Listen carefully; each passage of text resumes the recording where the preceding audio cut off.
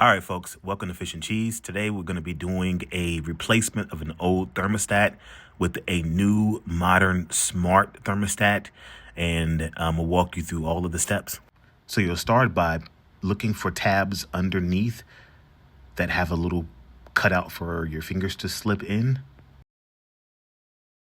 Then you're going to want to pull towards yourself, and the faceplate should pop off. Here, go ahead and remove any batteries that's inside of the thermostat. Some thermostats will have batteries and some won't. You'll want to make sure that the power is completely cut off to the device. So go to your main circuit breaker and flip the main circuit breaker before you start unscrewing any of these bolts here. Here's a couple pictures of up close on the connections and wires. Okay, so now we're going to go ahead and undo all of the connected wires. You want to be really careful not to damage any of the components inside of the thermostat or the wires that's coming out the wall. Okay, so now we have all of the wires loose. So let's go ahead and take off the mounting screws. There's one on the right and one on the left. And then we'll move on to the next step. Now, before we continue, I want to point out this wire here within my setup. This brown wire is not connected to anything within the old thermostat housing. Now, in the new smart thermostats, you'll need what's called a C or common wire.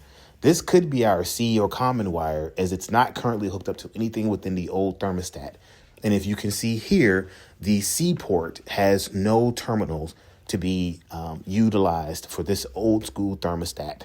So we will follow this wire back to the furnace housing circuit board and see what it's connected to. All right, so I went ahead and installed the plate and the back, went ahead and plugged in the wires matching the same wires that was connected to the old thermostat ports. And I even went ahead and stripped that brown wire that you see here now, which I believe is the common wire. So the blue wire that's still not plugged in, that's Y1. And then the brown wire, we believe it's going to be the common wire. So let's go ahead and go into the furnace closet and look at that circuit board to see exactly what wire this brown one is. Okay, so here on the circuit board, you can see that the C wire is this blue wire right here. So we're going to trace this wire all the way back to the connections. So here's the end of our blue wire that's connected to the C port. And look at there, there's our brown wire that is not being utilized at this time. So what we're going to do is we're going to splice the brown wire and this blue wire together to create our C or common wire. So now we have the blue common wire, C wire, and the brown wire that was not being used now spliced together. All right, perfect. So now we have our common wire installed into its port. Let's put the faceplate on and let's see if it works. So when you install the faceplate, you'll know if it's working because within a first couple of seconds, you'll see the screen starts to light up and then you're greeted with a hi.